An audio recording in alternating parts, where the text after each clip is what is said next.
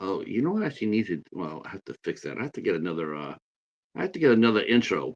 This is Patrick from the Midnight Society, aka the Cat, and And with me this is JT, the Gnat. Good to be back on the Midnight Society doing this again. that's right. But it's interesting. It's like I know people are going to come here. They're going to like, wait a minute, the cat's there, the gnat's there, but where the hell's the Where bat? is yeah, he bit Cujo. That's where he is. Yeah, right. He's That's in hiding. right. He bit Cujo, so he can't be on the show because we don't want him going. Yeah, I got your ass. Yeah, So, so it's conflict of interest. that's a He we had can't to talk sit. about it. That's right. He said that wasn't me. That was my cousin Luigi who did that. Yeah, uh, exactly. uh, so the bat had to take this episode off, but he will be back soon. And because the next time we all get together is going to be a full crew of the Midnight Society. Cannot wait for Yeah. that. Oh I yeah, don't know that'll what be we're great. doing. I It's don't the yeah, thing is, we don't know yet. Waffles just walked in. What's Hey going on, Waffles. Waffles? I don't know Um, why it double sent that my comment there, but whatever. Yes, see, everybody says, "Hey, Waffles." Still the best YouTube channel name going. Yeah, Uh, I say that it's one of the best. It's definitely up there. I love that. I love your name, Waffles. Heroic you Waffles. can't go wrong. Just the mental image it gives you. I mean, I who picture doesn't like a like waffle like this with a cape, right? going down like a superhero. Seriously, I mean, I know people who don't like pancakes, but I've never met anybody who doesn't like waffles. Yeah, that's Uh, true, actually. I think waffles yeah, are more liked yeah, I think generally than waffles, pancakes. even though they have IHOP pancakes, it's like yeah, but then you have Waffle House, and if Yeah, you I know know. all the action that ever happens at a Waffle House. Uh, Yeah, not at the IHOPs. see, check my logo. Waffles are always heroic. That's right, and they hold They syrup have better to be. too than pancakes. Yeah, pancakes can't do much. Waffles can That's get shit right. done. That's right. And you don't feel like after you eat pancakes, you eat a stack of pancakes, you feel like this. Yeah, Like no, you feel like you're ready to you fucking waffles, die man. after that. You're ready to work out and to run around and yeah. So today is our Clash of Titans. We last time me and JT were here, we did comedy. We did the Battle of Fast Times at Ridgemont High and American Pie. Just to Yeah. let you guys know that when we say Clash of Titans, this is not a versus competition. Both these movies we really enjoy. It's just that one of us happens to like the other one a little bit better than the other one, and that's about it. Yeah. What we're going to be doing here, we're going to be talking about why these movies are such classics and so powerful to us. What makes them one of our favorite films, and so we decided we're going to do Stephen King. And ironically, cool. What's the one thing I'm always after JT to do? And JT and our good friend Waffles actually too, since Waffles is here.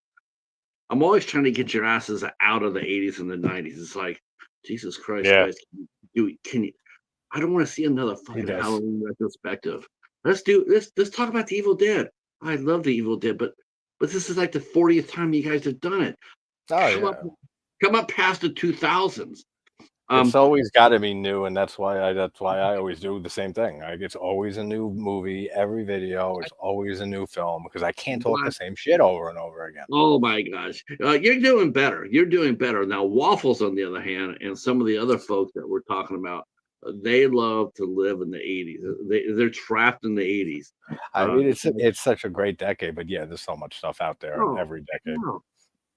It's like I like the 80s too, but for one thing, a lot of that shit is overrated.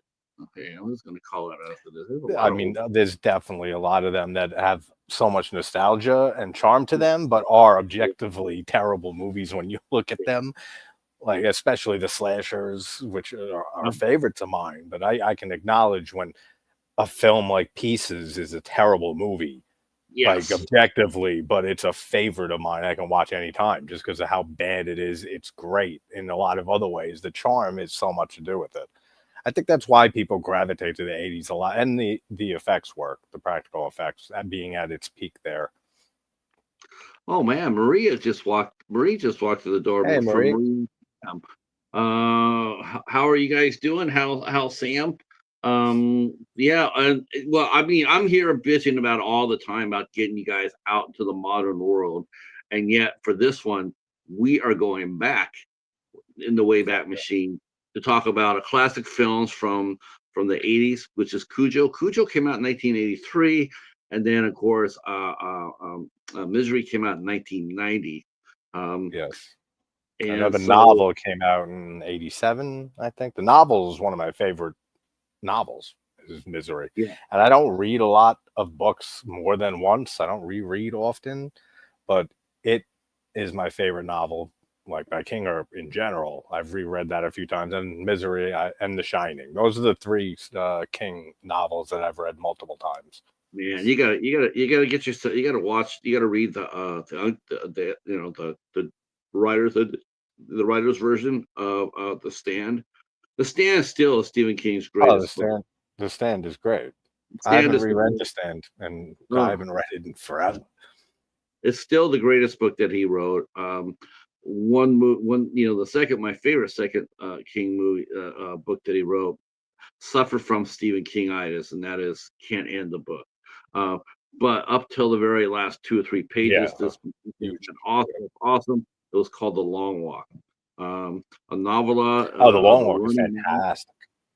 The novella, The Running Man, is when it's interesting. We're talking Stephen King movies, and it's just like when you start thinking about the books themselves, right? You start Yeah. thinking about the books themselves, and it's sort of sad to see how many of his books have been put out that have been really, quite honestly, Yeah, the subpar. adaptations, I know. Yes, He has not such an good. uneven ratio to good adaptations of King. There's a few diamonds in the roughs and classics, and then there's a plethora of just awful ones or decent ones that aren't that great or that can be fun. But there's not a lot of great adaptation. Like The Mist is a favorite of mine, and Shawshank is my favorite Shawshank and the Green of any Mile. King. Yeah, and Uh, The Green Mile is but excellent. there's a theory about that, JT, and that is that whenever they put Stephen King's name over the title of the movie, Yeah, Stephen King's Christine, Stephen King's Cujo, Stephen King's Misery, they generally struggle whenever his name's on there because a lot of people see Stephen King as writing only terrifying books, and yeah, so they're not really into that. So when they see Stephen King presents, then a lot of times people will stay away because it is that's that way. true. His That's more why you don't serious see novels, Stephen King's name on Stand By Me, which is also right? directed by Rob Reiner, who You, did yep, Misery you here, don't see it on and Stand By Me. Shawshank, and yeah, Yeah. a few of those his non-R ones especially to avoid Now Stephen King's I name think in that the has title. changed. I think that has changed now. Now that people understand that Stephen King, it's much more than a Yeah. horror run. Hi Sue, how are you? How are you? Good to hear about Sam doing great, Marie. Hey, That's so great news. Um, so I think that people are. I think people now have accepted. I think before Stephen King was the boogeyman. When when Misery came out and when Cujo came out in those movies and during that era, Stephen King was the boogeyman. Carrie came out and whatnot. He was the yeah, boogeyman. Everybody was just scared of it's a Stephen King movie. Holy shit. The yeah. readers would And if run they're to the not into bookstore. horror, they're Right. not gonna even check it out. The readers would run to the bookstore to pick up the latest book, but the movies they struggled a little bit. Um, but now Stephen King is seen as our favorite grandpa. He's Oh, our he's our grandpa. So now when he comes out with a book, people say, they go ahead, okay, it's a Stephen King, it's a Stephen King book. There really hasn't been, like the huge buzz normally that was with the Stephen King release. When it was released, it was news, big news. But yeah, it's waned over the years, and I yeah, mean, I have my first three bookshelves right there are just all King. I think up till maybe like the JFK time travel one, the 11/22/63. Around there is I haven't read a new King book in probably a decade. Right, that's I heard around when about I that. I stopped. heard about that one, but then honestly, I heard about that's going back to history and Honestly, they've already done that story. They did that story on the Outer Limits. Yeah, yeah, They did that story, I think, with on the Twilight Zone. yeah. They It said, wasn't that original of a premise, and it yeah, was pretty. It was kind of long for yeah. the content in it. I think he gets out there I think he gets out there Hey, and he just Katie. gets funny. Yep, Katie is here. Um, so I think he's definitely still he's still potent. He still has a lot to say. Um, Oh yeah. but he's not near where he was at the peak of his powers. I feel like it was after his car accident, after he almost died. I feel like Right. that's when the quality of his novels started to decline a bit.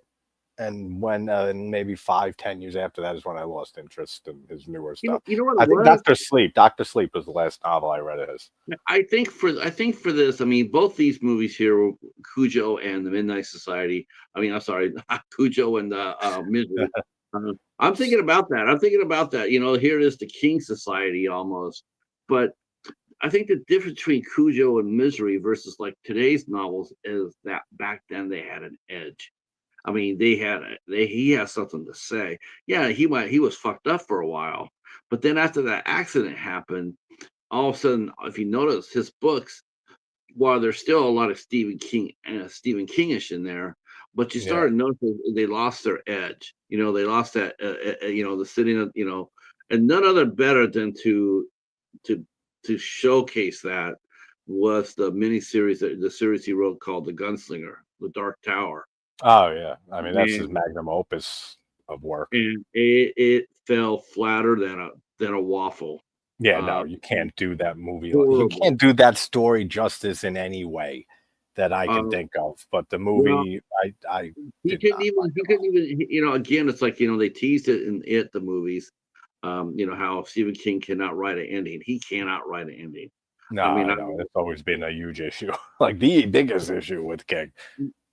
and he did that with the Dark Tower. He wrote the Dark Tower. Everybody was so excited for it. I read the first book. The first book was god awful. That's actually the worst Stephen King book I've ever read. Yeah. That's the Well, worst the one. the first one of the series, yeah, the And I read Gunslinger the is not last, the best. and I read the last one because they said, well, it's gonna end this, and so I wanted to see how it ended, and then when it didn't end, and he's still chasing off the man in black, it was just Yeah, like, well, why are we here? Why yeah. are we, It's like that's right where we started at. yeah, what a waste Fucking of time. 7, 8 books ago. I don't mind if you want to kill the gunslinger and have the band of, Randall Flagg win. I don't care as long as there's the ending. If it's the other Yeah, way around where he beats Flagg, that's fine. As long as there's a resolution, especially when you have to read so many pages. You yeah. sitting there reading over Especially it's longer. thousands It's of much pages longer for novels. nothing. Um, Yeah, and of that's. I course mean, that's people a always 7 or what? 8 books now, right? Series because they had the I one think that it took ended place after something. I, something like that, 7 or 8. But yeah, I mean, that's a lot of investment into I love the reading. character. Or Roland. I mean, Roland was a great character, Yeah, and I like the idea of him. And on paper, when you tell people about the gunslinger, or the Dark Tower, the gunslinger theories, you sit there and say, "Wow, he brought back so many characters from all his books and for cameos and whatnot." yeah. He even Um, brought it, himself remi- back. it, it reminded Kind me of put himself in there. it reminded me of a series that Kenny Rogers did. He did, the singer. He also dabbled in acting, and they try to make him into an actor. And so they came up with a character called the Gambler off of one of his songs. It's one of his most popular songs. And one of the Mhm. movies, what they did was they had him ride into San Francisco to play in this big poker game. And on the way, you met all these old time actors that have done all these old classic TV shows and Okay. whatnot. And so when they came on into connection with Kenny Rogers' character, they would say hi, and then there would be the theme music to the show that these actors were in. It was a really cool nostalgic a nod. Um, and Yeah. I thought that too when I read about the guns, about the Dark Tower. That's how he was going to do. He's going to bring back his various characters that had interacted Yep. both with Roland and maybe not with Flag. Roland for the first time. I thought it was an interesting concept, and I think that all I did for me was to it actually made the books more disappointing when he didn't come up with a resolution. Yeah, he not always, but 90% of the time, he always does not land the ending of his stories. He I mean, that's definitely. why I kind of like his short story collections a Oh, lot I love more it. than I like other like short story collections from other authors, because those I feel he does a lot better with. Yes. And it's not as much as an investment, obviously. You're reading short stories or even the novellas. Like, but Uh, The Mist even like is a pretty long novella by him. And the ending for that, it's all right, but the end, it just shows how if you can change a king ending for the better, like Darabont did in The Mist, mhm. that's one of the most And, depressing endings ever. And King praised his ending and said, I wish I and thought of that. yeah, and Louis T did the same thing with Cujo. He changed the ending from the book. Yeah, the And kid I remember, the boy dies in the book.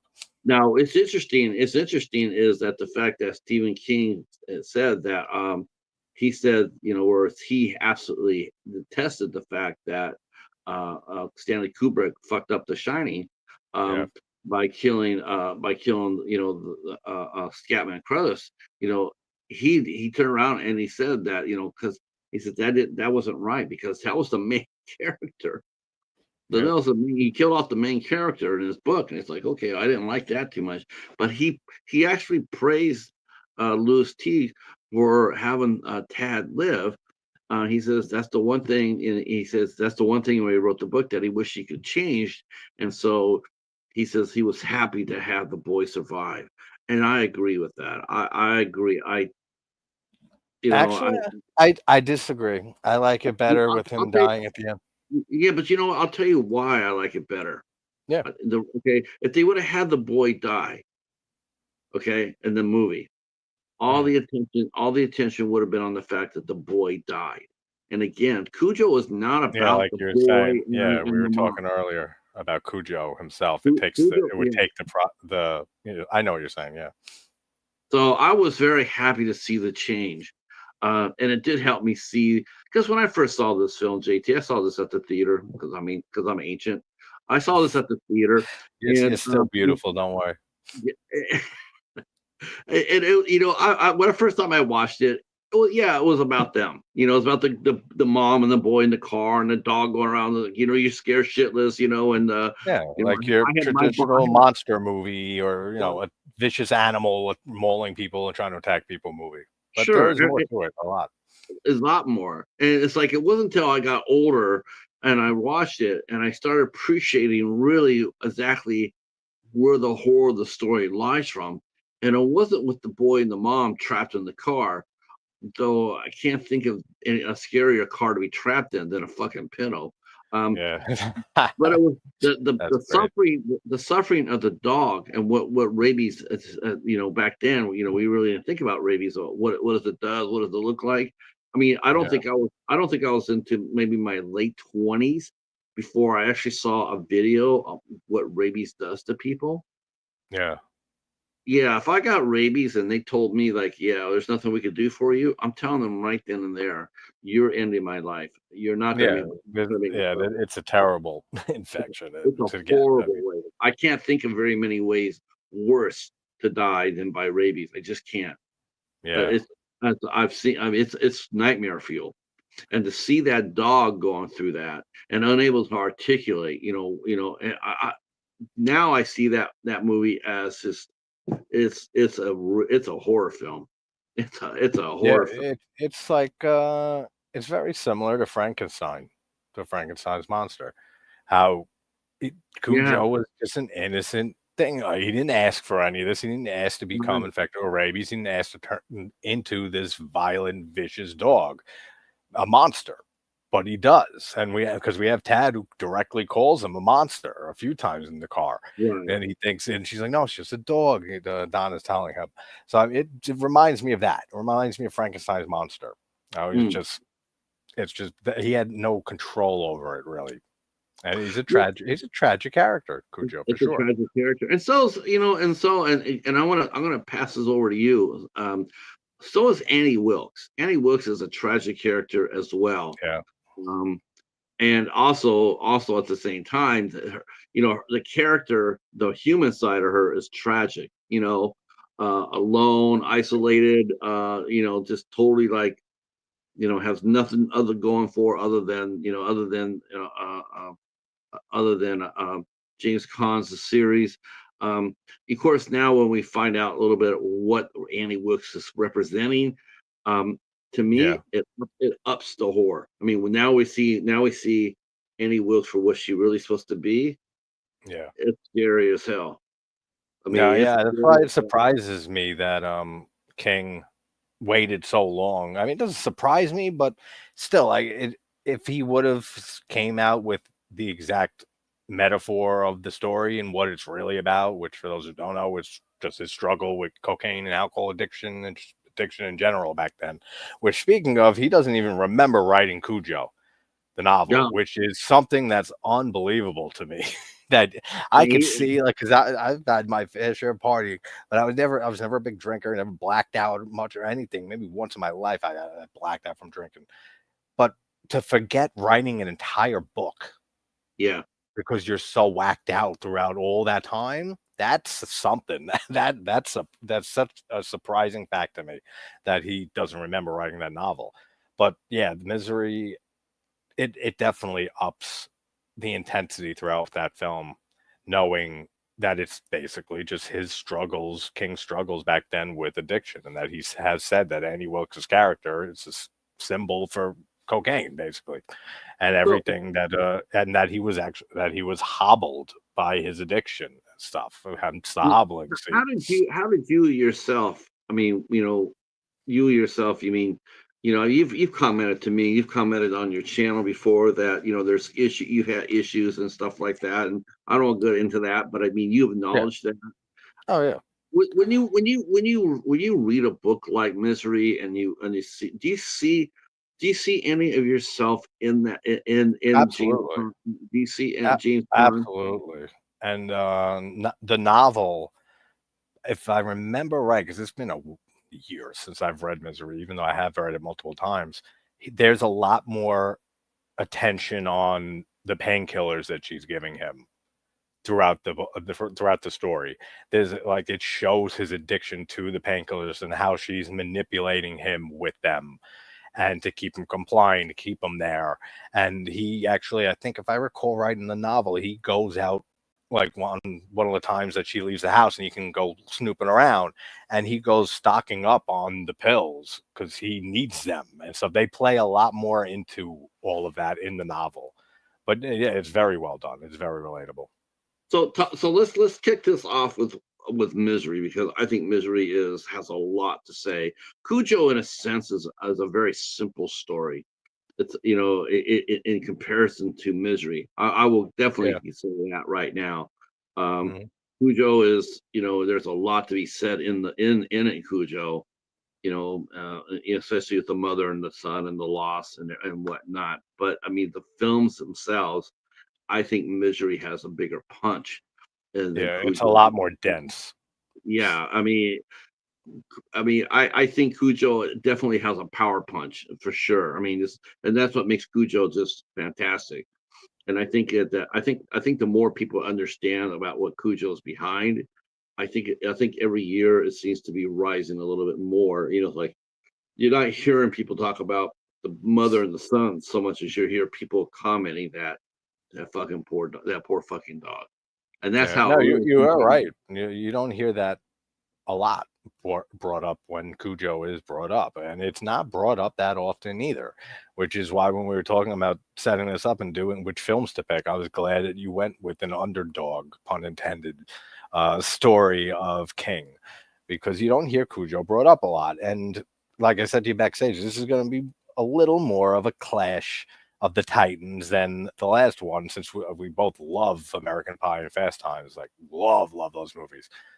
Cujo's a great movie. I don't love it though, Yeah. but Misery is a masterpiece in my opinion. Misery, Just yeah, Misery is definitely.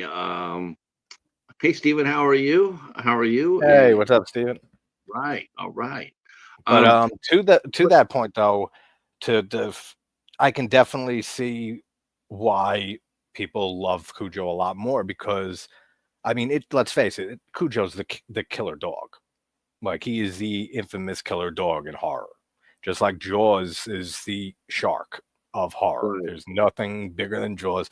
Cujo's pretty much the king of killer dog movies, there's not a lot of them, but if you're not a killer dog or killer animal movie, subgenre fan, which I'm not, being the king of that, of that subgenre is not really helping much. And that's the big reason that that Cujo doesn't hit me as hard as it does for other, that I don't hold it up that much. I won't watch the movie again for another decade, maybe, but it's always enjoyable to watch it. It's just not my subgenre, which is what brings it down a bit. But one thing I will say about it is it's excellent at portraying what lengths a mother will do to protect her child.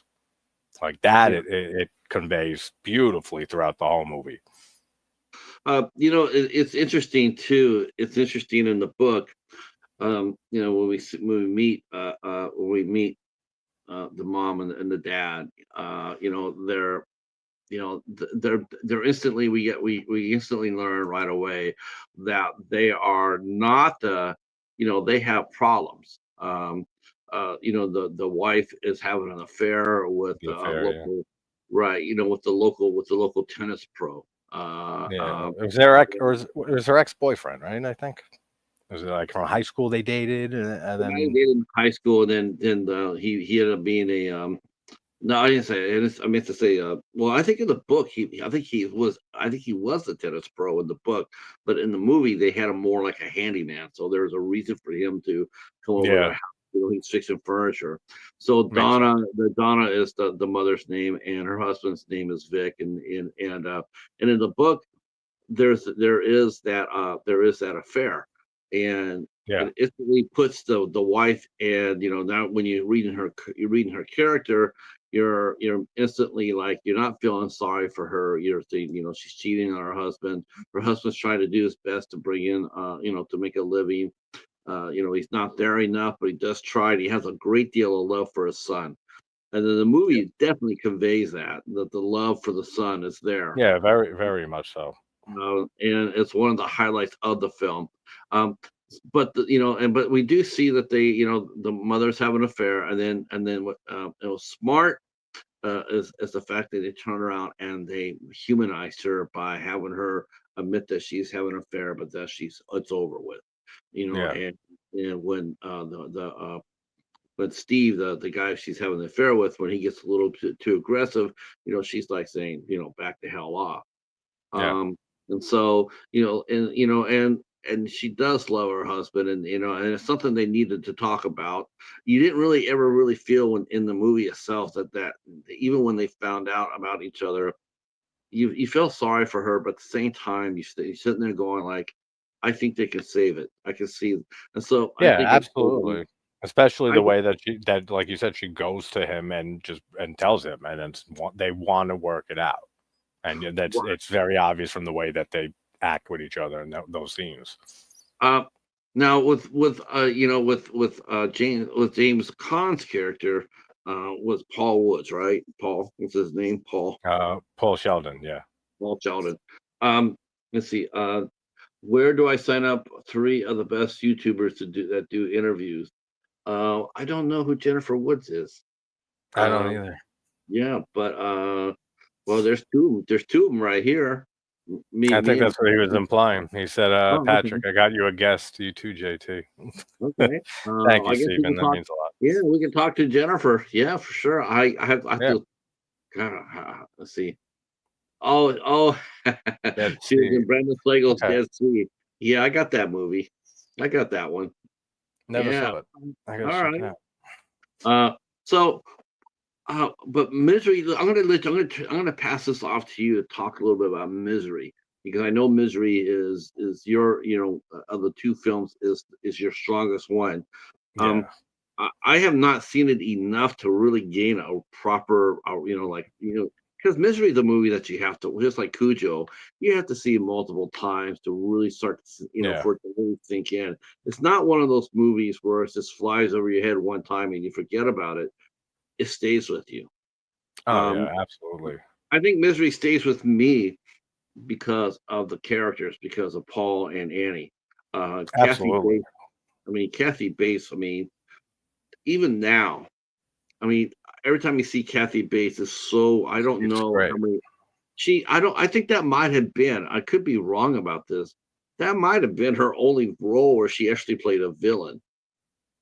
I can't think of what. Yeah.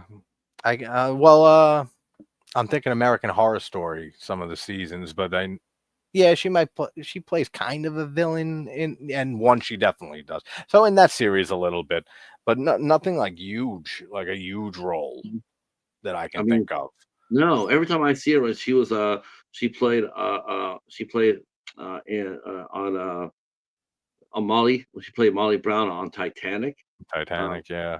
yeah, I and of mean, course, she had a big theater background and a big comedy background, which is why we've seen her in so many comedic roles and TV series and cameos on TV shows. I mean, the woman has done and didn't she everything do, there is to do.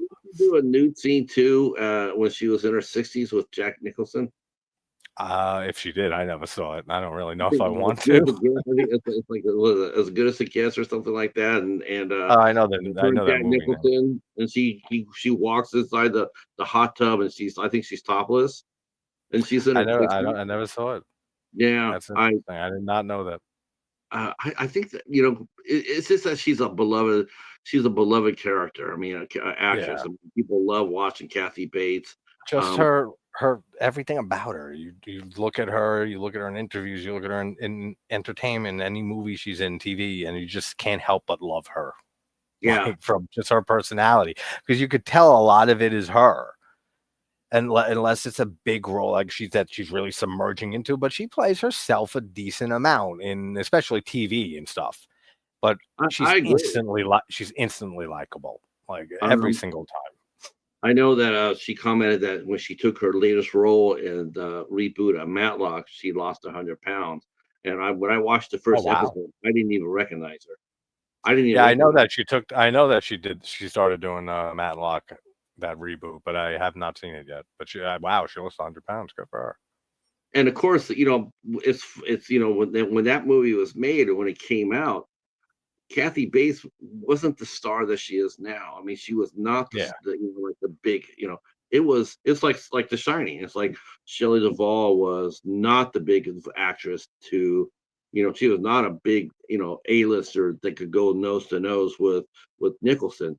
Oh Um, yeah. She James had James her Caan, she was working throughout the 80s and a she decent was, amount of but she films wasn't, and TV stuff, but yeah, this was she wasn't big, her breakout role and it was one of right? the fucking Oscar, which And and of course he had James Caan. James yeah. Caan at that time in his career, I mean, Oh, he growing up, was James absolute Caan, A-list. people don't understand. I mean, people, it's hard for them to sit there when I say you have to think of how big of a name like George Clooney or Tom Cruise or those type of names right there, Leonardo. You have to Yeah. understand how big those names were. James Caan was that big during his heyday. He was Yeah. a big major A-lister, I mean, big hell, major just The star. Godfather and God, I mean, Uh, in those uh, films, he- just for that cemented him back then. well, of course, the best role the best movie he ever did though was Brian's song, but Yeah, it's- no, it's great movie. I mean, he's such a. It sucks that we lost him 2 years ago, right? that movie, that movie. So that, yeah, and I remember watching him in The Godfather too, and it was one of those movies where he was a big star, and he was off camera. That guy was, oh man, he was dynamic, and he had a Yeah, short ass temper. I mean, he was sort of like he was like the prototype for Alec Baldwin down the road. The thing was yeah, he didn't put up with fools, and he didn't yeah, like his space. He didn't like his space invaded. He didn't like the idea that he go. I mean, think about it. I mean, even today, it still happens today, but back in the '70s when it was more intense because there wasn't that many of the stars like him. So yeah, everybody, I mean, here, you can see it in the magazines. You can open up a magazine and there could be like they could be talking about 100 different people. back then it was Oh like yeah, maybe like 20. You know, yeah. It's him, just Al Pacino. oversaturation in entertainment, which is just we see in every part of the entertainment industry So, nowadays, especially. so all that attention got put on James Caan. Every movie Yeah, that he came out, it was almost like it was like the same thing with De Niro. Whenever there was a De Niro or Al Pacino movie or James Caan movie, when it came out in the 70s and the 80s, it was a big thing. It was a yep, big. I mean, it's like, oh, because they would do maybe one or maybe two movies a year. I think De Niro was doing like one a year. But yeah, when it came out, it was massive. And so, James Caan doing this movie definitely brought, made, plus he had Rob Reiner who was directing it. yep, At that point, Rob Reiner was known as playing Mike Stivic on All in the Family. That's where yeah, he made his name, being the son of Carl Reiner, who was one of the all-time great comedians of our time. Um, uh, but Rob, he wanted to do more than that, so he cut his teeth. He paid his dues. He did All in the Family. Very well done. All in the Family is a great show. It's a hard show to yeah. watch. I've watched it a decent amount in the past. And of course, Rob Steiner walked in there and did, Stand By Me. Yeah, And which in is fact, I think that's what cemented him directing Misery it was did. King seeing Stand By Me and thinking this is such a great adaptation. I think he said to whoever the studios and stuff that wanted to do the project that said Reiner has to direct this movie. Yes, that's right. Yeah. He said that either he directs it or he produces it, but he's Oh in it. yeah, or producers. Okay. Yeah. So he said, and so they got Rob Reiner. I don't. What was Rob Reiner? I mean, other than Stand By Me, had Rob Reiner done anything as far as feature films during that time period, or was Um, Stand By Me he his first one? I'm not sure if that was his first, but I do know this was Misery was his first like thriller film and like dive into thrillers and horror because he had to watch he watched every Hitchcock film to try to just get into like, all right, how do I approach a thriller? Because he was more known for comedies and stuff before that. Mhm. And I'm not sure if that was his first film though, Stand By Me. Yeah, we should. I'm curious about that because I think he probably did a few. I think he probably did a few episodes, directed a few episodes All in of. the Family. Yeah, I'm sure he did that. Yeah, I'm sure I- he did direct a bit. Okay, I just want to see if he did any feature films before, because Rob Reiner hit the ground running as far as the director goes. I mean, he was just a terrific director right off the bat. Yeah. I don't I mean, think he. his directing in Stand By Me and Misery are fantastic in both of those films. Okay, let's see his directing credit. It's important to know this because I do think it really, because I think it really set the table. Um, I think it really did set the table. Now he's had 29 directorial projects. Let's see what he has done. And yeah, he was handpicked Oh, for that's right. This is Spinal Tap was his first movie. was that it? Yeah, that was his directorial debut. Let's see, Spinal Tap. Let's see, man, He let's did, see. and The Sure Thing from '85 before Stand By Me. So Stand By Me was his third feature film Okay. that he So directed. not that many though. Think about it. Yeah, Not no, not that many. But he came in there, just Stand By Me it was critically acclaimed, won all sorts of awards, and so he says, "Go ahead." Because He's trusting. It makes you wonder, and I don't think he's ever spoken about this. Because he said he never shared it with anybody. I don't know if Rob Reiner, probably not at the time where they filmed the movie.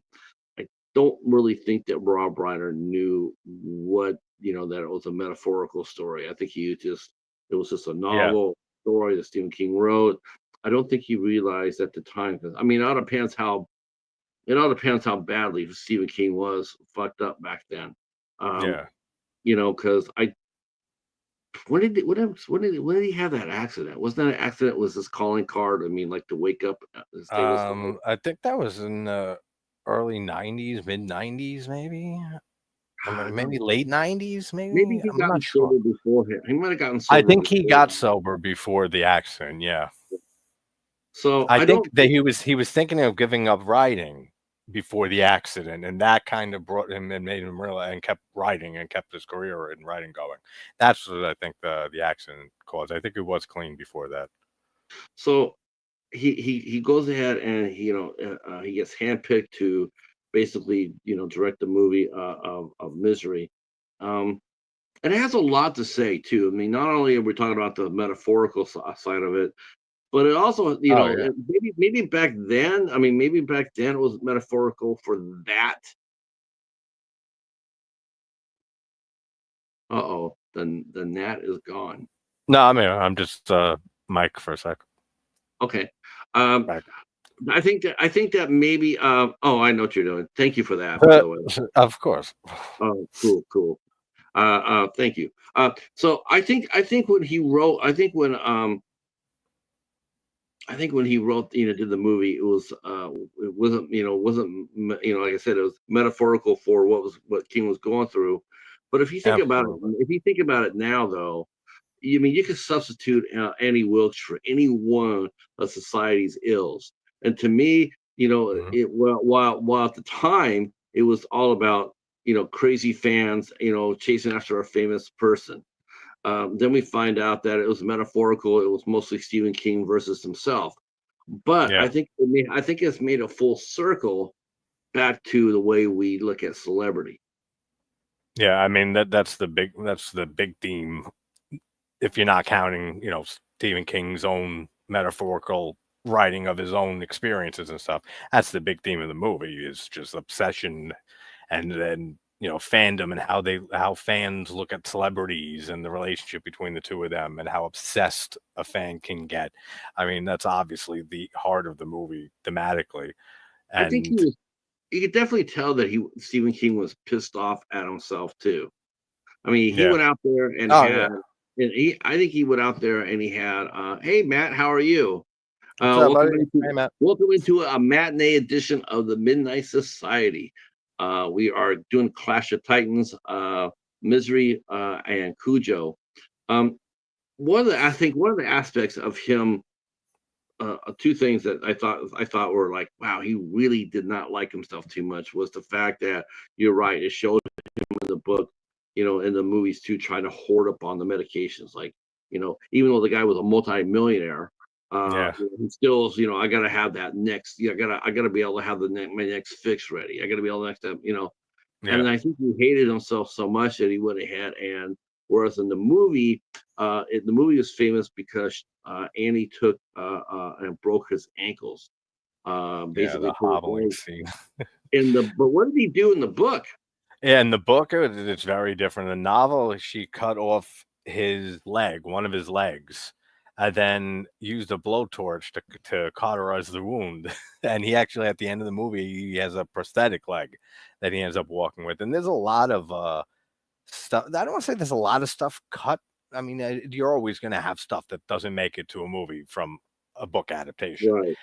but most of it's very faithful except for those few changes, but, like, it is a bit more sadistic. I remember, she chops his thumb off also, cuts his thumb off in the novel because he was complaining that the letters, 2 more letters on the keyboard, I mean, on the typewriter fell off, so she cuts off his thumb, and she kills some guy with a lawnmower and, like, rides over him, which, they shot the scene for that actually, and they cut it from Right. the movie because Reiner thought that it would be too comedic for Um, more people. and they thought the chopping off the ankle would be too gory. Yeah, Um, yeah. but I wish, though. But think about it, though. It's okay. So you don't see it in the movie per se, but you do see it in the book, and that's a lot of self hatred. To sit Mhm. there and basically maim yourself. Oh, yeah, for I sure. hate myself so much, because I'm Paul Shelton, I'm Stephen King. What else? Look at all the pain and misery I've caused, misery Yeah, I've yep, caused to other people. dual meaning of the name. Right. I mean, I think definitely you could use the name Misery both as both as the way he felt at the time and the misery that he put. Yeah, because you know how that is addiction. How addiction it affects so many people. Yeah. It's not just Oh, the absolutely. I mean, it's not just the addict. it's It's it could. everybody around. Oh yeah, for sure. And I look at the title as having three different meanings. Is obviously Misery Chastain, the book series that he's famous for in the story, and then Misery, just the feelings that James Caan's character Paul is feeling in the story with his whole situation, and then, like you said, with King's metaphorical approach to it and how he was feeling while writing it, and basically inserting all of his issues in there. I'm sure it was very therapeutic for him, as much as it is Mhm. a lot of self hatred and stuff, and exploration of the soul. I'm sure it was probably therapeutic for him if he remembers writing it. I mean, I get, again, I don't know when he got completely clean, but Cujo, he wrote that book when Well, I few think that years book before the movie. 79, 79, and maybe 79, okay, or 80, maybe something like that. So I don't know if by 87 he was completely clean off alcohol and everything, but oh God, no, he was hammered throughout the early late 70s er, to the 80s. yeah, yeah, I'm not sure if I'm pretty sure he probably was during writing Misery too, and for a few years after that at least. But yeah, his I'm sure it was therapeutic for him writing that, and maybe especially nowadays looking back on it, it probably holds, and that's probably why decades later is when he came out publicly saying what the real meaning behind the book is, because he probably looks back on it and reflects on it and sees the difference in his life from today from back then in the situations that he was in and what he was dealing with, and that's probably what led him to being like, I'm fine with this now. I'm in a much better place now. That's behind me. Right. This is what that was all about. So I could see I, him coming out with it decades later because of appreciating it maybe for what it maybe helped him through. I definitely think like again we could roll over and take this movie and put it in modern times. The way the celebrities treated in this country. Like the how he Stephen King could probably tell you that too as well. Let's see. What's the oh what's the Kraken? What's the Yeah, oh I'm not oh sure what exactly that meant, but um hope your chats are all good. I understand that. yeah That's English. That's not British. uh, that's right. I think in today, thinking about the society of it, um, I'm just thinking how James Caan, he was sort of at that time, in the 90s, he was just starting to maybe tilt a little bit as far as, I mean, he still made good film, but and he was staying active throughout his career. But Yeah. after every movie star goes through this, that after a while, it starts slowly tilting, as far as downward goes.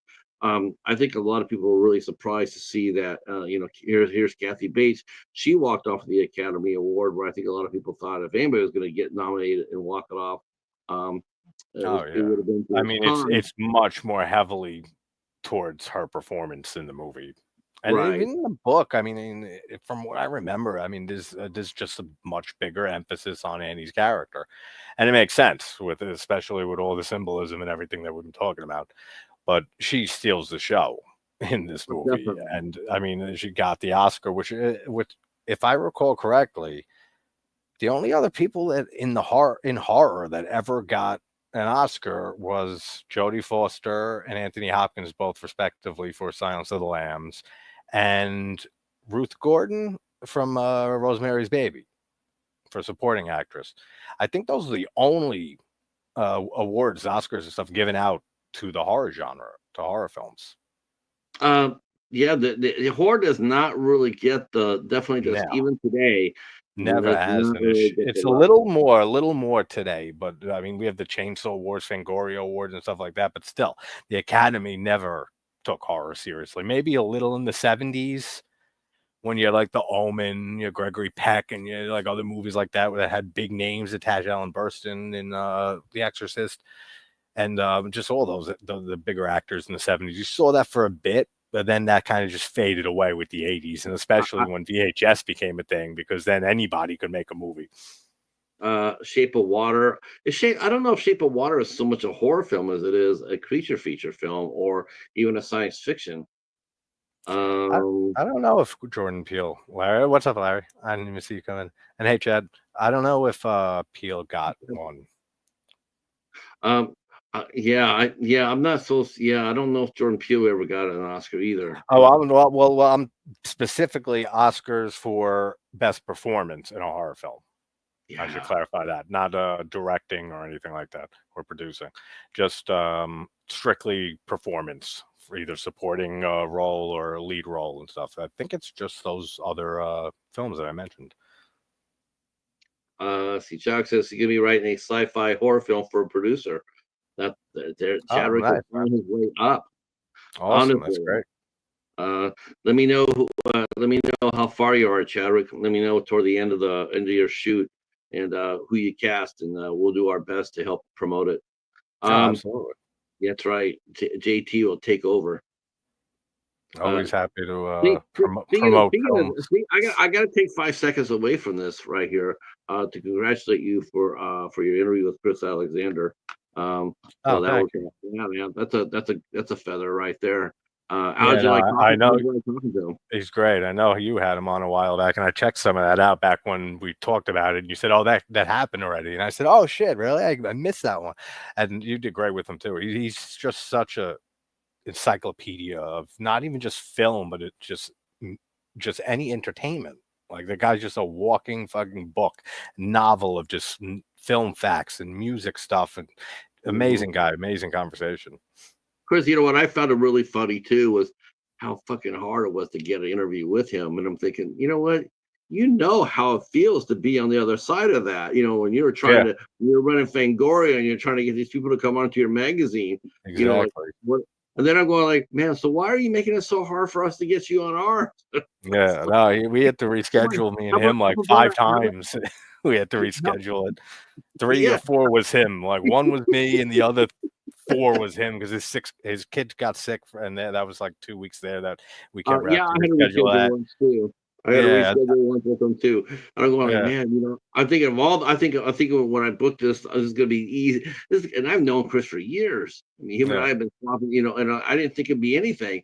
And but all of a sudden, it's like, oh, next thing you know, you find yourself playing chess, trying to get them, trying to get them on Oh the yeah. show. It I was mean entertaining. that's the whole entertaining part of the interview process and stuff. It's Yeah, just yeah, the yeah. chess, like you just eloquently, excellently put it, the chess game that it is, because it Uh, definitely is. It's Um, definitely a chess game. And and we can take this right back to Misery too, because you got to think about it. Here you are. Here's Paul Sheldon. He's a novelist. He's well known. Sales are slumping a little bit. He's got to throw some energy into the series. He wants a little bit when I reread it, it reminded me of Thomas Harris. We mentioned earlier about Anthony Hopkins and Jodie Mhm. Foster. And one of the things that Stephen King, too, is like Stephen King is so prolific, he always has something to say, even when he Yeah, really shouldn't say it. I mean, yeah, true. sometimes he's released a lot of books that just weren't very good. And it's one of those things where it's like nobody else could probably get away with doing this, getting your book published other than you using your name to do so. It's a Stephen King book. I'm going to publish it. Yeah, But not every book that he has published within the last 10, 15 years has been. no, I mean, like nothing's ever really come close to the stand at all. I mean, you're commenting about the time travel one to yeah, stop. like that. There's no comparison. I mean, between Right. that and the stand, yeah, for sure. But I mean, even the stand is in my top five Stephen King novels, I but have not read one of his it's my books. number one. I have not read a Stephen King book. I could not tell you the last one that I read. I really couldn't I tell you. can't either. It's been years since I read any Stephen King novel, reread or read a new one or anything. Like I was saying earlier, I don't think I've read a new book from him aside from Doctor Sleep. That was the last newer book that I've read from him. Uh, Larry says, "I'll dream interview for you, gents. Uh, Well, that's just it right there. Right there. Just walk through the door. Look who's There here. we Oh my go. God. What's It's up, the Ice Wes? Lord. How you Holy doing, Wes? the Ice Lord. Good to see you, man. Oh man, I have not seen the Ice Lord on for a long time. Yeah, I'm glad that great he's to see you, rolling Wes. out for us. Well, we got two awesome movies that we're talking about. That's right. Yeah, you know what? You know what? If anything would have brought the Ice Lord out, other than the Transformers series, it probably would Stephen King stuff. have Stephen King stuff. I mean, That's right. back with Annie. Well, actually, let's answer that question because I'm curious to hear your dream interview. Let's see. My dream interview right now. That's pretty easy right now. It would be Haley Bennett. Yeah, so that's something I wanted to clarify. So we're talking, Larry, are you talking like dream interview of all time or dream interview in the realm of possibility and probability at this point right now in our channels? Because there's definitely a difference between two of those. But if it was absolute dream interview like ever, it would be probably Argento, Lynch, You're Carpenter, right. Savini, Yeah. those four. It would probably be those four. Like at this point, maybe like it would be maybe Barbara Crampton, Jeffrey Combs, which I've reached out to both of them. I've been trying on them for a bit. So, but I don't see it too far out of reach with some of the other people I've been blessed to have on. I don't see it really out of reach for Barbara Crampton. I'm surprised. I'm Yeah, surprised. it's hard getting a hold of her. For some reason. It's Jeffrey just like Combs. Felissa Rose too. I mean, Oh we God. talked, we met in Jersey and stuff, and she's all for coming on, but then I can't fucking get a hold of her in any way because she doesn't check anything, and she does the conventions nonstop, like every weekend on Instagram. You probably see it. She's always posting a new convention she's at. Yeah. She works so hard with the conventions. She's at every single one of them, so I get it. But yeah, But it's she's like hard to get a hold of, Barbara. but it's getting the weather's getting cold now. It's like it's Yeah, okay. The conventions are starting to be spaced apart a little bit now. Now it's exactly. the time to do so. But yeah, Well, that's this it. is some of the better months, right? This is like getting into the better season. I mean, leading up to the holidays, I would say, then after the holidays. Yeah, December and January are really hard to get, Yeah, to get people because, you don't want to interfere with anybody's, holiday. So, yep, to me, that's when you go local. You go, fellow podcasters. Go mhm. back to up and coming risers. You just try Yeah. to do that for December and You gotta January. have guests back on, like reoccurring guests, have them on for another Right. time and stuff that you've had already and you would have an established relationship with a bit. Yeah, for sure. Because once January hits the end or so, then it's pretty good like open game until the summertime and until the convention season kicks in again. So as far as misery, and we're talking about it, about the celebrity aspect of it. We see celebrity back in the 70s and the 80s and 90s. It's really quite different from today. I mean, the old saying, this is everybody wants Oh their 15 minutes of fame. yeah. It Yep. has gotten down now where everybody wants their 15 seconds of fame. Yeah. They're willing to step on you and me to get it. Mhm. Um, I mean, there's a lot of people out there. Social media has really changed the game, and not for the good. For 100%. Yeah, 100% for both. yeah, Yeah, change the game and not for good. it's no. There's actually there's so people are so desperate to be seen that they're willing to just to do about anything for that. Yeah. Um, and it speaks to just how just horrible it is. How horrible it is, and how hard you have to once you get it, then you have to fight like freaking hell to get it. Yep. But sometimes it isn't always what you got it, but it isn't always what you really want. You find out that I'm here, but it's not really what I thought it would be. And when I think about Paul Sheldon, he wrote his character, Misery, but like I mentioned, he was doing Tom. He reminded me of Thomas Harris when I was reading Misery the last time, and that is he got stuck in a rut as people are expecting him to do just that. What's your next, Thomas Harris? What's your next Hannibal Lecter? When's that coming out? with Paul was when was the Yeah. next movie, and I think what happens is I think a lot of a lot of people like I'm so much capable of doing something else other than these characters. And you Yeah. see that now. You see people, like when you see people going back and doing old familiar characters, they're going like, "Wow, what? Another Leprechaun movie, another Friday the 13th movie, another Halloween movie. Oh, God forbid! Yeah. How about another Scream movie?" It really speaks to just how, to me, it's like how fucking frustrating, for so even the actors too, but how fucking frustrating it must To keep be going to through sit the there and same go like stuff. that. Yes. Hey, Yeah. It's hey, got to be exhausting at some point. Kevin Williams is coming back to do Scream. Yeah. Let me Wow. assure you. Let me assure you. Yeah. He's coming It's the back for the last money, fucking 100%. thing. It's the last fucking thing Kevin Williamson wants to do. Absolutely. It's all the paycheck. That's what it is. And that's what, Yeah, because I'm not going on a screen tangent here, but that's why I don't care for the series. It's just, everything just feels like a cash grab with every new installment, especially with these newer ones. They just feel cash grab 100%. And there's nothing really good or worth of value in it. But that and you see that a lot. the frustration it must feel, and you wonder why. You want like No, I'm not sure. I can't remember if Paul Sheldon had a problem before he met Annie. I think he did. What he He was did. doing He was, did. he wanted to break out of the Misery series, which is like a 7, 8 book series, which I think is a little nod to his Dark Tower series. I forget how many books he was at that point, but Dark Tower didn't start till I don't think Dark Tower actually started till the middle '90s. I sure. mean, I think the late first one came out in the early late 80s. 2000s. Yeah, no, it wasn't 2000. It was definitely earlier than that.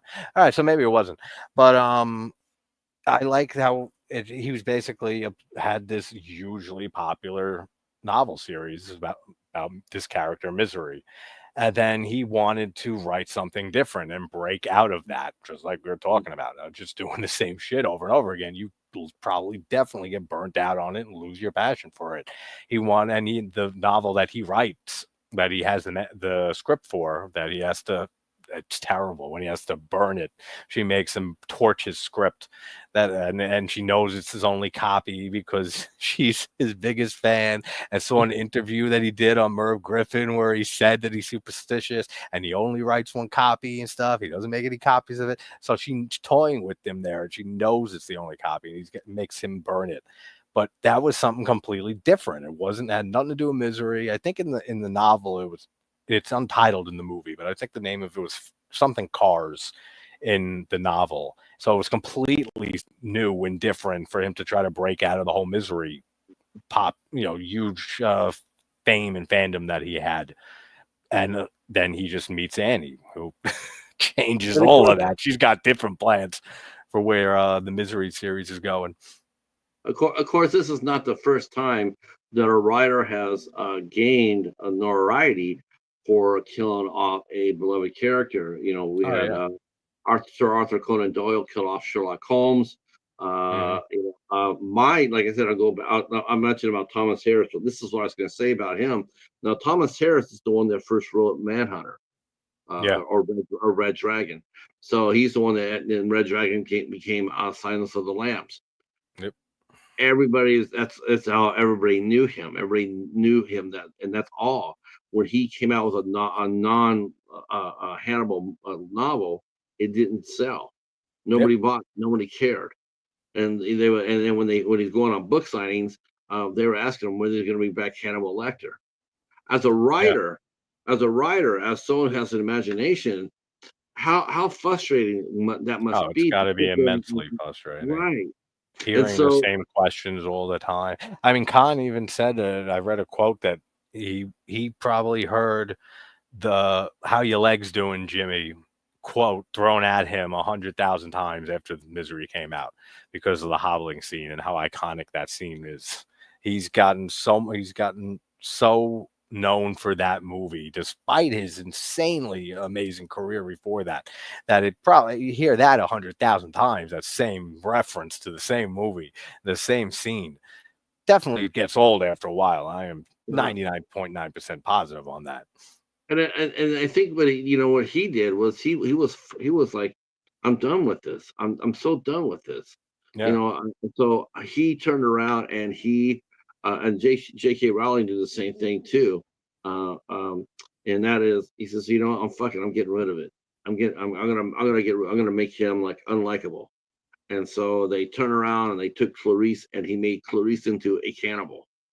Yeah. And it Yep. was like, that'll shock them. They're not gonna Yeah, really like just give that. them gives them something just insane that they Right. know most fans are not going to go for. All their critics are gonna sit there and say, well, maybe Harris just hang up the series and move on. He was looking for that. He was looking for a way out. Yep. So he says, well, I'm gonna fuck up a character. Very Paul Sheldon.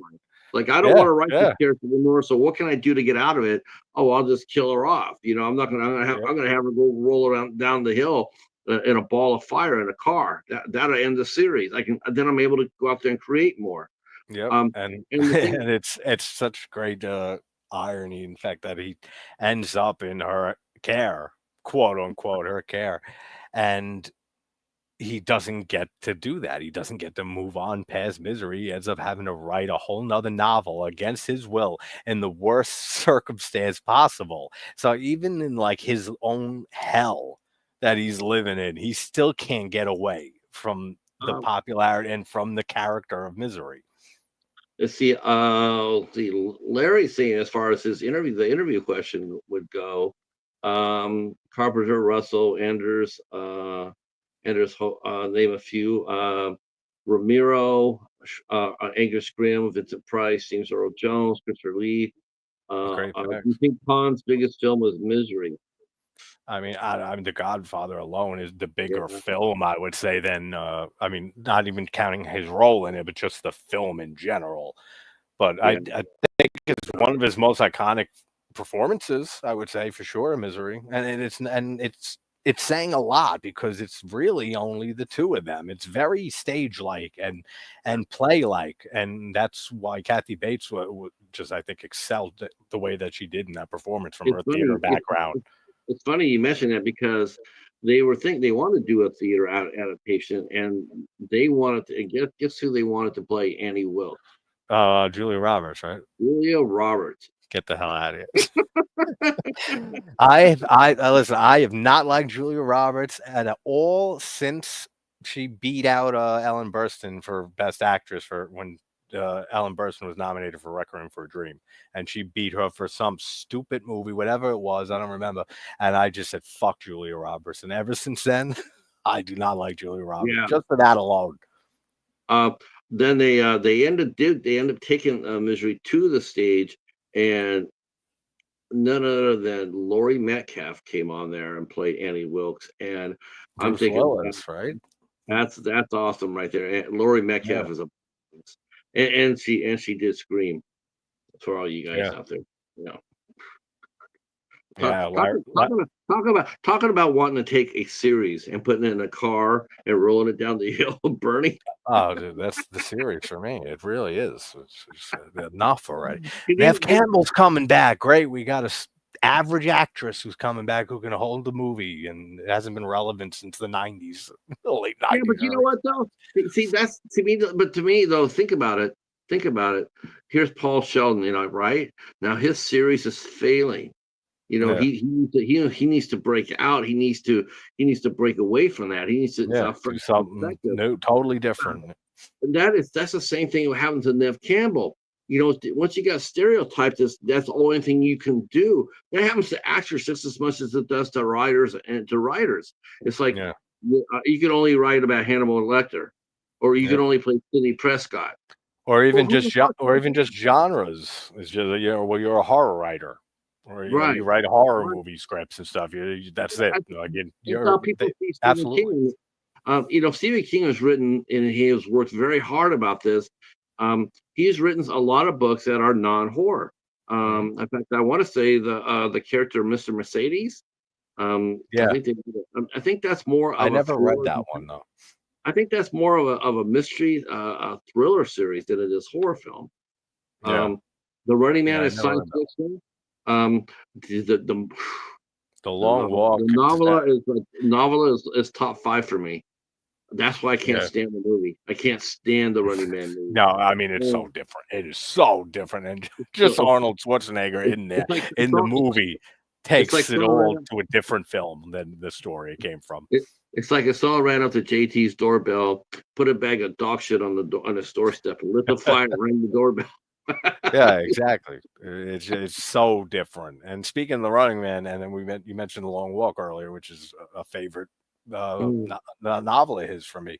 But the Richard Bachman pseudonym that he used for a while, he was supposed to, and he was planning on writing Misery under the Richard Bachman pseudonym, but he got exposed as being Steve. He's Richard Bachman before he was able to write Misery, so he ended up making it, writing it under his own name. But it was I supposed gotta to go be a back and Bachman find out. novel. I gotta go back there and find out exactly how it happened because because he writes so distinctively. Oh As soon yeah, as you start, you could give me a Stephen King book without the cover and not without telling me, I'll be able to spot it. Even now, absolutely. I can tell you I can spot it. Just the Um, attention to detail and then the character development alone. That's probably the oh, biggest thing is the I think having characters. his characters think aloud, like Yep, like Lloyd thought about if he could only kick Randall Flagg's ass, he'd get out of here. That sort of thing. I mean, it's something yep, you see every time. yeah. He's that's something he excels at is the world building and character development. Let's see. Same with Total Recall. Total Recall though, I don't think that was a Stephen King book though. No, it wasn't. No, that was no, The Running Man definitely was Stephen King. But Total Recall was fun. I like Total Yeah, Recall. it's all right. I haven't seen it in I forever. hated The Running Man though. I hated it. I thought it was Yeah, no, stupid. Larry's talking about with Total Recall that as soon as they got Arnold Schwarzenegger involved, that they changed the Yeah, movie to fit him, which yeah, yeah. that happens a lot. And contrary to that's it, yeah, Philip K. Dick. I never read Total Recall, Uh, and I've seen the movie, but it's yeah, if that's Philip K. Dick, I never knew it was based off his novel. Then that's definitely it's so different. I don't even have to well, read the book. Glenn Powell's gonna do he's gonna play Ben Richards in the Running Man, and they've already Uh, publicly stated that it's gonna be very much like the novella. And the that's thing exciting. that's the other thing about Stephen King, I have to give him credit too. Again, with Misery, and we will be talking about Cujo here in a minute. Um, but Yeah, definitely. Misery has so many. It has so many different layers to it. It has Oh, so many different absolutely. layers to it. And one of the things about about Misery, it's like there's man, we could talk about this movie for a long time because of all the different aspects of it. Well, actually, good Um, point because this was one. Misery was one of the 4 movies that I picked for my made-up tetralogy of Decades of Crazy Bitches months ago, and I did 4. I did 2 of them. I still got 2 more to do. Misery being one of them. So you may see on my channel a deep dive on Misery sometime in the next few days to expand on all of this because well, yeah, there is so much. I think you could tie this and definitely use this, use our Yeah, this for that. Um, sure. Yeah. as that goes, let's because we only got a little bit left. Let's go back to Yeah, let's jump to Cujo. Feel Cujo the free to dog. continue to share thoughts about Misery in the chat. Um, Yeah, absolutely. feel free. I mean, Because we we want can to hear go your on. opinion. Yeah, Yeah. we want to hear what you got and which one you prefer. Which one of these movies do you prefer? But yeah, we can go on just on Kathy Bates's performance and alone, like forever. She was Yeah, she was back to fantastic. Cujo. So Cujo got a lot of love too. A lot of love from Stephen King. Stephen King said that of all, I mean, and you're talking about an Oscar winner here too, someone who won Yep. an Oscar based on his work. But he said that Dee Wallace did the best job. So that he gave us his favorite performance of any of the actresses Yeah, that's doing huge any of the praise. film. That is high praise. I don't know what's more. I mean, among your peers, yes, an Oscar, Yeah. but to sit there and talk about a man who has made hundreds of millions of dollars by his words, and all these different books, all these adaptations, and for All the him to walk up to you, characters. and for him to walk up to you and sit there and say, "Of all that, you're the one I like the best." Oh, that's huge. I don't know which Huge. one's of a bigger honor. I I think that really one don't. might be the bigger honor, honestly. I think, I think honestly, it might be. I'm with you. I'm with Yeah. you. I'm thinking, wow, an Oscar is a big thing is among your peers, but the man who created the character, and and has written so many books, and people have won Oscars off his work, um, for him to walk up there and say, "You supersede that because you were the best actress that did anything." Yeah. The Yeah. the I can't bat imagine being D. Wallace getting that praise. The bat just came into the Yep. room. What's up, the He bat? said- that's What's right. He up, says, Al? "Yo, Phil, can't stay long, but just wanted to say hey." Yes, we did comment about how Al, it was the bat that got Cujo Yeah. sick. Yeah, yeah. The bats were the villains of the movie. Yeah, so that's why you're banned from this episode, Al. No, this is a no bat. This is a no bat zone. Yeah. Poor Cujo, right? Yeah, Luckily, no, it sucks. It's luckily sad. for It is tragic. luckily for us, our bat doesn't bite. Well, at least outside of his house, anyway. Yeah, we don't know what he does privately in that house. Yeah, we don't. Yeah, I don't think. But no bats allowed. Yeah, that's funny. I already got an idea for Me Too. I already got my next Clash of the Titans going on, and I already got the movie for it too. And it is going to Nice. be a homage. It is going to be a homage to our good friend Al, Al Lucard. Okay. I know, right? Look at everybody's so happy to see the Ice Lord. Hell yeah, I know. It's great seeing you, Wes.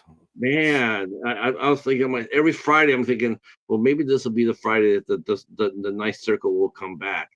Maybe this will Yeah. be the weekend. Maybe this will be the weekend. And um, so I think I'm with you. I think if Stephen King walked up to me, the guy who sold 1 billion books, and sit there and say of all and how many billions in movie Oh, yeah, revenue, exactly. and for him to walk up to me and say, "Yeah, you've done it better than anybody else from my works," I think that is just absolutely. No, that's the That's gonna biggest be one. yeah. That's the biggest price. Because I mean, just look at his body of work, look at the adaptations, and then look at just all the characters, like we were saying earlier, how well he is. That's one of his biggest, you know, that he's best at. Biggest things that he's amazing at is fleshing out a world and fleshing out a town, especially, and all the different characters. So think of all the characters from all his books, and then for him to say to D. Wallace that you were the best at bringing that character to screen. That's unreal. Like Yeah. I can't imagine being D. Wallace hearing that from him when Um, if whether it was in person or he stated it somewhere. Did he tell her that in person or was it? Do you know any more backstory on that? Uh, I would think that he probably. I'm sure he told her that in person, but I'm sure Yeah. I think he did it in the interviews. And the thing about it was with D. Wallace, a couple of things too, is that where they shot the film of Cujo is actually the church from The Howling is also in there, Yep. and some of the sites, some of the camera angles you can actually see where they shot that Howling at too. What really makes D. Wallace so interesting for me is the fact that you know, whereas Kathy Bates did a couple of horror movies. She did Misery, and then she ended up doing a uncredited cameo in The Stand. Um, Yeah, and then uh, he changed Chase the the character, name from right? Ray to be a female just for her. And the same thing because I mean to get not to stay on Misery again, but they were Kathy Bates was their first and only pick, and then he wrote Dolores Claiborne the novel with her in mind, like for Right. as the character.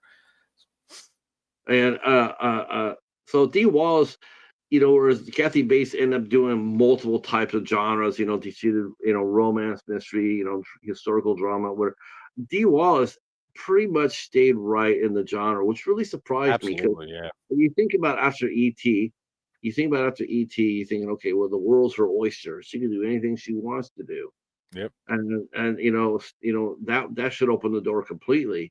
And yet, it almost seems to be like right after that, it's like all of a sudden. she did The Howling, then she did Cujo, and that seemed to just made her career into doing horror. Oh yeah, I mean she's definitely someone I'd want. I've never reached out to Dee Wallace. I'd love to talk with Dee Wallace, but I've I heard would too. interviews of her, and she is a huge horror fan. Like back in the day, like when she was young, I think she was saying that it wasn't for her. It used to scare the hell out of her, and then from being in the movies and stuff and the Howling, and from then on, she just grew to love the horror genre. So she stuck pretty much strictly to it. Yeah, I thought that she would, with her career. I thought she would break out of that type, that the stereotype. Yeah. I thought because she could, like I said, she could do. There's another actress named Kathy Baker that was very much like Kathy Bates. In fact, you can almost be one and the same. Except Kathy Baker had blonde hair. But they could easily go ahead and do TV shows, about families and this and that. And I mean, you wouldn't, and she did that. Dee Wallace. She could easily walked in any family drama, any romantic movie. Her love Oh yeah. affair. She had a love affair with her husband. She married her husband, who was in the movie, who played her lover in Cujo, and that was Christopher Stone. I was a huge Christopher Stone fan. I watched his career since I can remember. He was really good at playing both a good guy or a bad guy. He could do both really, really well. Yeah, that's Um, rarer to see than there's some people. A lot more people just specialize and are a lot better playing a good guy, and a lot of oh, people just they're the villains always, and that's what they excel at. Yeah, he can play both. If you can play because I was both, really then you've got some range. I was really surprised that they showed him doing that in Cujo. And his character, Steve Kemp, he has an affair with Donna, and then they break up, and it's like, okay, so that happens. But then it was really surprising is when next thing you know, you see his character come through the house because he still's got the keys to it, and he destroys it. Yeah, I was really surprised by that. And we're like, dude, yeah. No, he why really would goes all out there yeah. destroying that place. But he He played it. definitely does. He played in a ton of films before he died way too soon. He died of a heart attack. But I mean, he did Uh, so many. He did both movies and TV. He almost no, had a career I've that. seen him a bunch of times in a Oh bunch of yeah, things. he had a career that I wish, in many sense, I sort of wish that Dee Wallace could have had that same type of career where she could have come on there, both do horror films and regular films. Yeah. Look at Jodie I mean, Foster. she's got the talent, no question. She's a phenomenal actress, Dee Wallace. So I mean, she could have, like you said, she could have done anything. I think it's maybe just of what I've heard her say that she just fell in love with the genre and she just stuck with it. But she Um, definitely at any point could have went on. Even today, she could go on to go into any other genre and do a project. And I'm sure uh, she'd do an excellent job in it. the little boy with Danny Pintero, he went on to do Who's the Boss for 8 years, Okay. with Alyssa Milano and Tony Danza. I think he stayed acting for years. I heard that he's trying to get back in it at age 49. Um, Yeah. why not? I mean, it's not like what was the one guy from what's the one guy from Tool Time, Home Improvement. I Oh think I yeah. think I think Yeah. I can't Zach think of it. Taylor Bryan. I think he gave up his Yeah. spot Yeah. I think he gave up his spot in the former child actor slot, so Danny Pintero could grab it. Uh, You would think, um, I mean, I don't know if he's ever done conventions and stuff, but you would think he can go to some conventions just for the role of Tad and Cujo. I don't know, man. I mean, that's sort of creepy if you think about it. Yeah. He- Yeah. he- I he's mean, I guess 48, so. It 49. depends on the I want you people. to sign It depends on you, the you, fan who goes up you to him. want me to sign the picture it was just when I was 6 years old? Yeah, yeah, Sort yeah. of. Well, I mean, Alex Vincent does it all the time with Chucky with Child's Play. Yeah, but he did other things though since then. Danny Patero, I don't Yeah, know. He pretty much disappeared, if I'm not mistaken, after yeah. Who's the Boss. Um, but he did end up doing well. Danny Hugh-Kelly ended up doing he ended up becoming a pretty solid actor as well. He did a show called Hardcastle McCormick with Brian Keith that ran for 5 years. That came from the mind of Stephen J. Cannell. Stephen Cannell was he was just a prolific writer and TV creator, and he did the Yeah. A-Team, did Riptide, he just I mean 80s TV was ruled by Stephen J. Cannell. Oh Um, yeah, so, absolutely. so like Great again, writer. I mean, Mills Watson played the best friend.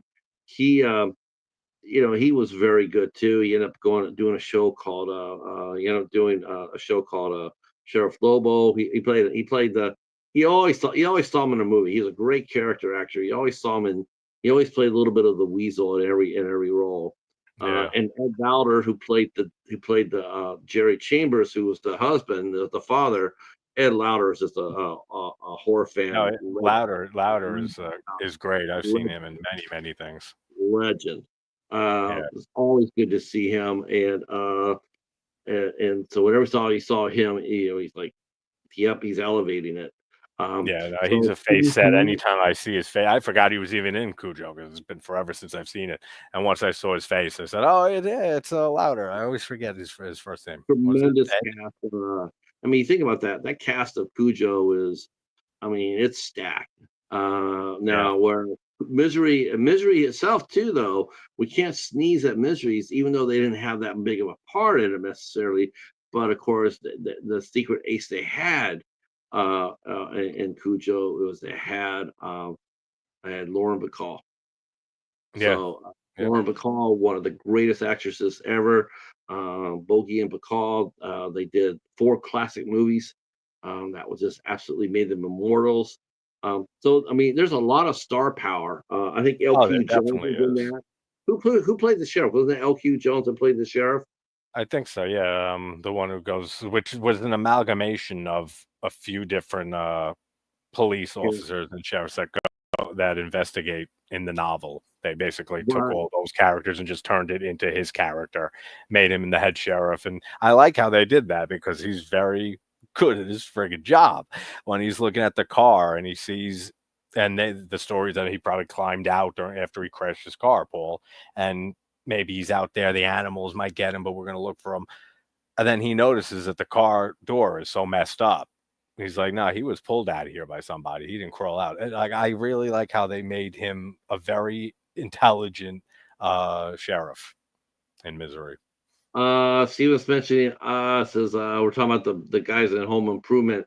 Zachary Ty Bryant, that's the guy I was thinking about. Yeah, That guy's had a year from hell.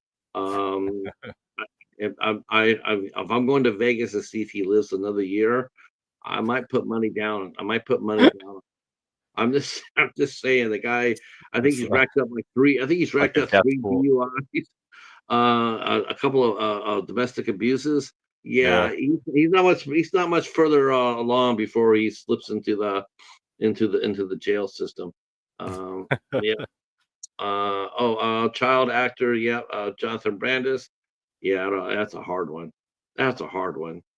Um, yeah, uh, God, I just really I was mind blown when he did that. I was like, why? I mean, okay, so he having a little bit of a story. He was a good actor. He yeah, would have been fine. He just needed have a little bit more patience.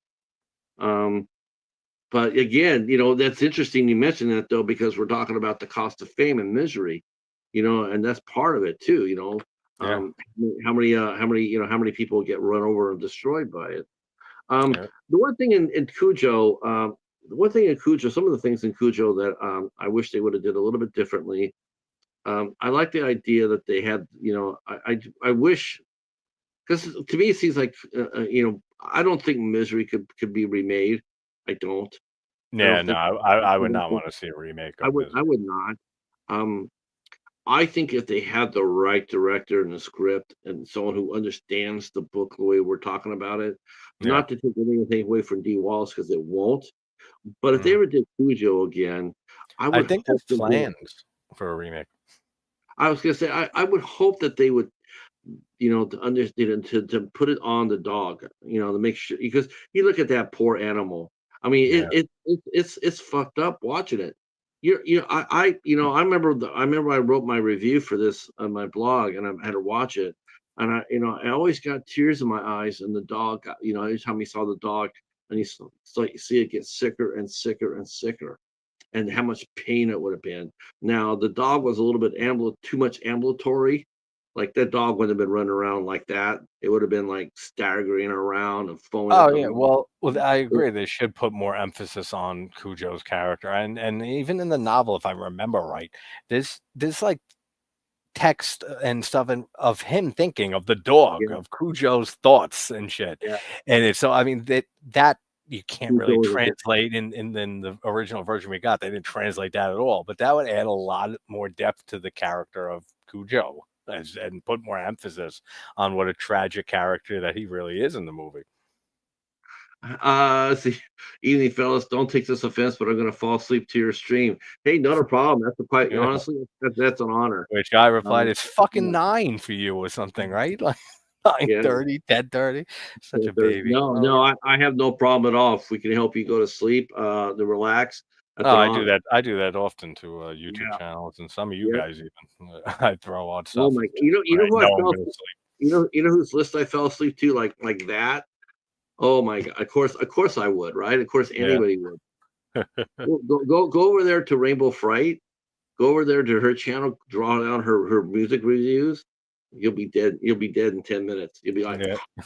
but she's got the perfect damn voice. It's like Yeah, I that turn that it on that the has a first lot time. It's to like, do with what? it.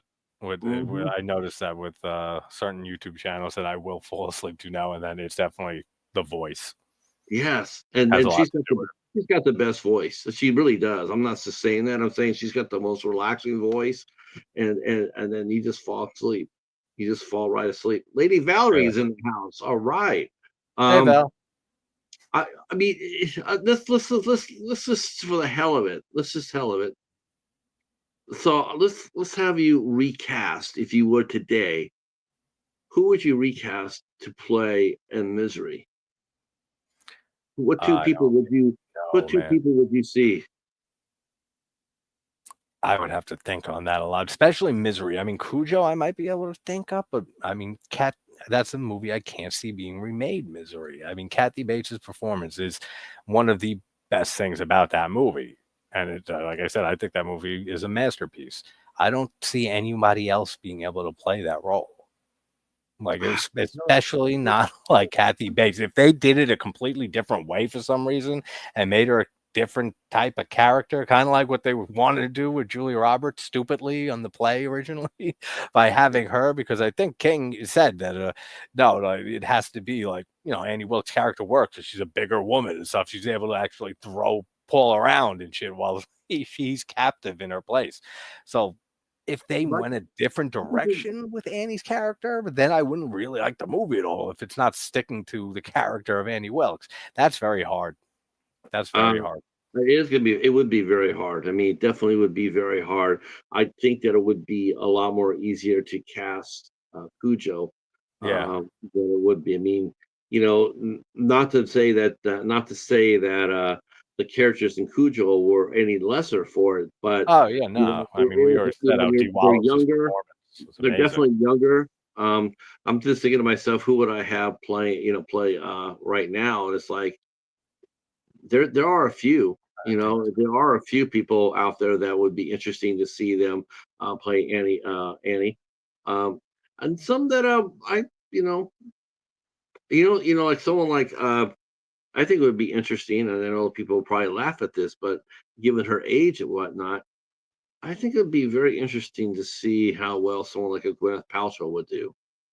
Or if as you really Annie. want to think outside the box, I would pick the lady from The Help. Not The Help, but though she wouldn't be bad either. Octavia Spencer. Oh yeah, I know who you mean. Yeah. Yeah, Yeah, I she can could see that. be. I could definitely see her throwing bodies around. No problem with Yeah. that. I mean, Uh, that would be interesting. Yeah, it for would be sure. interesting. I mean, As Elizabeth far Moss. Larry as mentioned Elizabeth Moss. Are you talking about for Annie oh, or for D. man, Wallace's I like character? that too. I like Because that yeah, too. that is interesting because she can play fucking anything pretty much. Elizabeth Moss, that Yeah. she can play Yeah. deranged very, very well. She loves horror movies too. She does. Yeah. She's done a lot of horror movies. Oh yeah. Great. People look at her and they see Mad Men, but it's like go deeper because that she's done a lot of good horror films. The Invisible Man. She was Mhm. in Us. Jordan Peele's Us. She's, so many things. As far as Cujo goes, man, that would be really cool as well. Man, just I don't trying to know think if of. it's in development yet, but because I was reading on it before a few hours ago, and it mentioned a remake that a supposed remake that is planned, that might be planned. I don't know if it's actually in pre-production or anything yet, but that would be interesting to see a remake. They might have to make the child a couple years younger instead of maybe 6, maybe 4. But someone who I would love to see take on that role would be someone like Abigail Breslin. Yeah, yeah, that would actually be a good choice. I mean, not to take, like you said, not to take anything away from Dee Wallace's performance, Oh which is no, excellent. no. Yeah, it would just be a lot easier to cast her role in a remake than Annie, Yeah, I just agree. for the depth of Annie's character and everything that we've been talking about with what it symbolizes and everything. I can't imagine that movie being remade. Just like Possession from '81. Isabella Johnny. Now she is fantastic in that movie, and they're making a remake of Possession by the same director who did Smile 1 and 2. I can't I can't get behind that. Like I can't see anyone else playing that character of Anna in Was Possession that the except for director? Was John. that the first thing the director ever did? Was the Smile movies? Was I that his think first? I think it was his first feature. I think because yeah, it might have been because it was Yeah, based on a short. you know what? That's something that happens a lot. It seems like once there's a director that comes out with a hit movie, it does really well. A studio will immediately grab them and throw them to have them Throw make a him on remake. a remake, right? That Yeah. happened to Keith Thomas. He did The Yeah. Vigil, and they turned right around and said, "Yeah, redo Firestarter," which is another Stephen King movie, and he went ahead and he did Firestarter, and it blew up in his face. Yeah, I Um, still haven't seen that newer Firestarter. I don't didn't really have no, I much don't think it interest. ever got. I don't think it got home released. All right, we have hit our mark. So Alright. we're gonna ask our good buddy JT, aka the Gnat, what's going on your channel? What do you got besides your massive best kills in horror? Yeah, Uh, that was, last night we premiered that. That was a lot of fun. Thanks everybody who hung out for that. how many hours did that run? I mean, was it like I 3 hours, 5 hours? 3 plus hours. That was 3 plus hours of just nonstop clips and of effects and murders and horror movies, which was a lot of fun putting together over these last few months. Um, Something on the stuff because I've been in the mood to watch the stuff again. So probably a deep dive on the stuff sometime soon. Kill Josh Petrino, the visual effects artist who did Terrifier 2, 3, Hatchet 2 and 3, Stream. So I had him on a few months ago. He's coming back on Saturday, and Now, we are going have to. you watched Terrifier 3 yet? Yes, I watched it Yeah. twice, and I adore it. I Love don't, it. I don't, I don't, I'm sort of speechless now that you actually saw a movie from this year. I don't watch a lot of movies from the year to I year. watch a lot of new I bet releases, you man. I have watched more movies from 2024 than JT has. No, I watch a lot of current stuff. Like earlier when you're saying like the '80s and stuff. Yeah, that's like my favorite decade, but I'm all over the place with every video with Okay, years I'm and gonna stuff. start look. I'm looking. Oh Because yeah, you'll see. Especially new releases and stuff. Like I've been watching a lot of new releases of course, this year and here, catching up on I'm saying this while I'm sitting here. I'm the one representing the '80s on this society. them. Yeah. Believe me, I didn't. The irony was not lost on my ass. But I'm Yeah, sitting there going, that's here I funny. am, always riding about these guys, always about coming up there and getting out of the '80s and '90s and '70s. And here I Yeah, am in the '80s. 83, Cujo, 83. That's That's right. funny. Hey, Hey, Jamie. Jamie. The second time that she's come in at the end of the You know, stream in the last like you know 24 what? hours. I would actually pick Jamie as my heroine for Cujo. Yeah, there you go, Jamie. You can I play would. Donna. Why not? She could do it. She could do Yeah, it. Jamie's Uh, awesome. uh, You can pull it off. that would actually be fun. See, I couldn't pick Lady Valerie because the movie would be over in the first 5 minutes. You know, the dog comes jumping on her pillow, and Lady Valerie just like it was just be like snap, and that'd be the end of the movie. And it's like, Yeah, it just okay, destroy the dog. just snap, like, snap. Okay. Then Cujo is the true victim that everyone would see instantly. Let's see. I'm glad you're here. Glad you're here. This will be a lot of fun for the replay. We definitely want Yeah. to know. This is the questions you can drop down in the chat or in comment sections. We'd like to know who, if you're going to remake Cujo and remake Cujo or remake Misery. We want to know what actors would you cast in those roles as Yeah, that would be interesting to see. Annie Wilkes and Paul Sheldon, and as Donna Trenton and her son. What child actor would you? Man, that would be sort of hard. But yeah, what actors would Yeah. you recast, and for D. Wallace in Cujo? As far as us go here on the channel, of course, next Sunday, we'll all be here, right, on next Sunday, 8 o'clock, because it is IFC night. And the Midnighters are back next Sunday night at 8 o'clock, and we will be talking about A Perfect Day with Benicio del Toro, Tim Robbins, Olga Kurylenko. Just an amazing film. I can't wait to showcase it. I already got the thumbs up approval from our fellow Midnighter, Mary Wilson. She says she loved it. It's a great movie. I hope you guys come out, and we're gonna deep dive on that. As far as the week goes, we have 3 shows. We have on the Tuesday, we have actress Tiffany on the 19th. We have Tiffany Sago will be here on at 8 o'clock. On the 20th, we have Greek actress Zeli Avardopoulos, who was in Juror Number 2, Clint Eastwood's last movie that he has directed, and she played one of the jurors. And she'll be here to talk about her career. She also popped up in Cobra Kai. That was fun. I was fun on her. Yeah, I like Cobra Kai. Which one is she then? I don't know her. She did a guest. She just did a guest appearance. Oh, I had one of the recurring characters on earlier with Susan Gallagher, and she played the homeless lady. Oh, okay. Yep. And then Yeah, on I the like 21st, that show. on the 21st, we have one of the most prolific directors working today, and Jason Borg. He works in features, and then he Oh, nice. one week he could be doing action and adventure, the next week he'll be doing a Hallmark movie, and he excels in both. I cannot wait to sit here and talk with him on about his career on the 21st. So that is going to be fun for next week's show. Great lineup. I don't know when we're going to be doing the next Midnight Society. We're going to get together with the Bat and figure out we're going to do something. I know we're going to do something in January. I do know that. I do know that for sure.